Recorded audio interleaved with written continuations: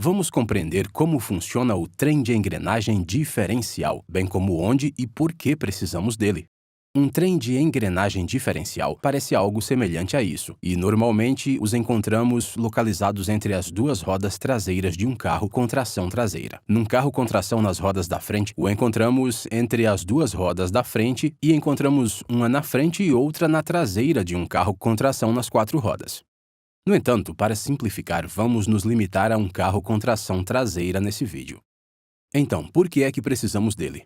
Quando um carro se move em linha reta, o motor fornece potência através do eixo de transmissão, no diferencial, que divide a potência entre as duas rodas traseiras, o que impulsiona o carro e assim as rodas rodam todas ao mesmo tempo e à mesma velocidade. No entanto, quando um carro vira, as duas rodas dianteiras mudam de direção, mas as rodas traseiras permanecem em posição. Neste momento, as rodas seguem caminhos de comprimento diferentes. O caminho interior é mais curto do que o caminho exterior. Assim, as rodas exteriores devem cobrir uma distância maior no mesmo espaço de tempo, o que significa que precisam rodar mais rapidamente. Logo, as rodas traseiras têm que rodar a velocidades diferentes. O diferencial permite que as rodas girem a diferentes velocidades. Sem esta instalação, ambas as rodas girariam à mesma velocidade nas curvas, o que provocaria o deslizamento e desgaste dos pneus. O carro ficaria mais difícil de manusear e as forças poderiam até quebrar o eixo. Assim, permitimos que as rodas traseiras girem a velocidades diferentes para impedir que isso aconteça. O problema que enfrentamos é que se uma das rodas percorrer uma superfície escorregadia como o gelo, quase toda a potência dos motores será transferida para a roda com menor resistência, de modo que o carro fica preso. Para resolver este problema, usamos um diferencial de deslizamento limitado e veremos como é que isso funciona mais tarde neste vídeo. Vejamos as peças principais de um diferencial traseiro. Em primeiro lugar, encontramos a caixa principal, que envolve todos os componentes internos. Na caixa haverá uma placa amovível, que permite o acesso às engrenagens internas. A caixa para os detritos da estrada que danificam as engrenagens internas, também retém óleo dentro da caixa para lubrificar as engrenagens e reduzir o desgaste.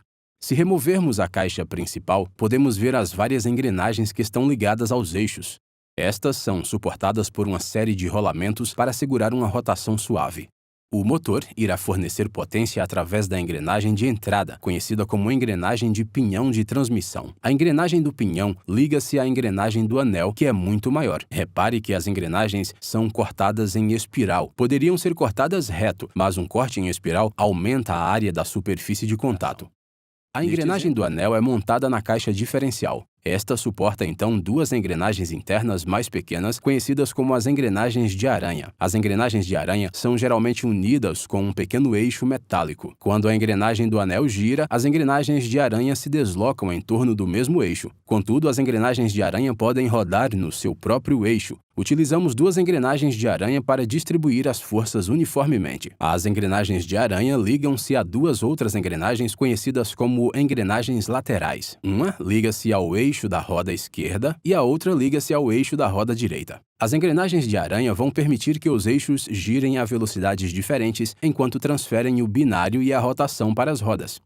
Vamos então ver como funciona. Quando se olha para dentro do diferencial, o eixo de transmissão está ligado à engrenagem do pinhão. Esta está diretamente ligada à engrenagem do pinhão. Como tal, o eixo de transmissão faz girar a engrenagem do pinhão, que faz girar a engrenagem do anel. À medida que a engrenagem do anel gira, a caixa deve também rodar, e à medida que as engrenagens de aranha estão ligadas a isso, elas rodam com a caixa.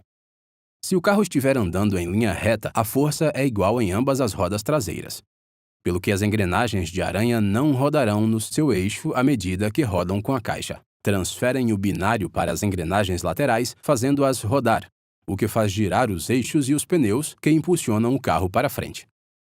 As engrenagens laterais e as engrenagens de aranha irão rodar com a mesma velocidade e direção que as engrenagens de anel. Ao suspender o carro, podemos ver que todas as engrenagens são capazes de rodar no seu próprio eixo quando necessário. Se rodasse as rodas à mão, poderia girar uma roda e a outra não se moveria. Também poderia girar as duas rodas juntas, ou até mesmo em direções opostas. Quando o carro vira à direita, a roda esquerda, o eixo e a engrenagem lateral devem rodar mais rapidamente, e a roda direita, o eixo e a engrenagem lateral devem diminuir a velocidade. Assim, ao virar, as rodas giram ambas para frente. A engrenagem esquerda está apenas girando mais rapidamente, fazendo com que as engrenagens da aranha girem e a engrenagem direita abrande. A diferença de velocidade entre as engrenagens laterais é inversamente proporcional. Vamos ver o que quero dizer. Se for em linha reta, ambas as rodas podem rodar a 300 RPM. Mas, ao rodar à direita, a roda esquerda pode rodar a 360 RPM, enquanto a roda do lado direito gira a 240 RPM.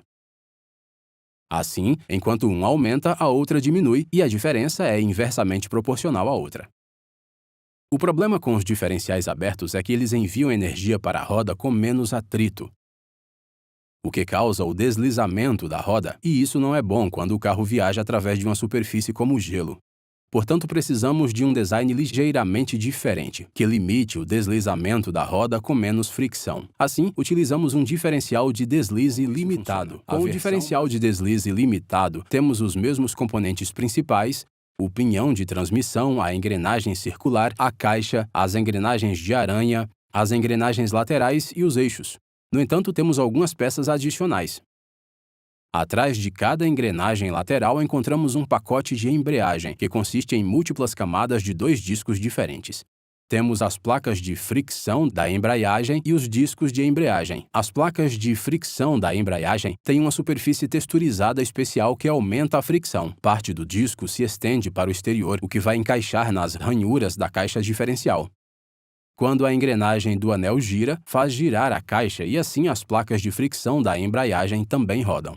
Os discos de embreagem são placas de metal com dentes à volta do bordo interior. Estes vão encaixar nas ranhuras das engrenagens laterais, interligando as duas. Quando a engrenagem lateral gira, o disco de embreagem também gira. No entanto, as placas de fricção da embreagem não se interligam com as estrias das engrenagens laterais, pelo que irão rodar à sua volta. Estes 2 discos são empilhados alternadamente para formar o pacote de embreagem de cada lado. É inserida uma mola no meio que fornece uma leve força de empurrão, pelo que as engrenagens laterais irão comprimir ligeiramente os pacotes de embreagem. O material de fricção das placas de embreagem se agarra aos discos de embreagem, o que os unirá temporariamente, de modo que rodarão juntos. Contudo, se for aplicada uma certa quantidade de força ou binário à roda, os 2 discos irão quebrar esta junta temporária e desligar um para o outro.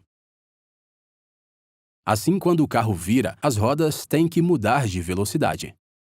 Isso irá fornecer força suficiente para quebrar a junta temporária e assim as engrenagens laterais podem rodar a velocidades diferentes, embora a caixa principal continuará a rodar à mesma velocidade. No entanto, quando o carro viaja em linha reta, o atrito entre os pacotes de embreagem bloqueia temporariamente as engrenagens laterais, de modo que estas rodem à mesma velocidade. O cárter principal irá rodar com eles e fornece a força de impulso. Assim, com o diferencial de deslize limitado, quando um carro viaja através de uma superfície escorregadia como gelo, a potência do motor é distribuída pelas 2 rodas para que o carro tenha alguma tração e seja capaz de continuar em frente.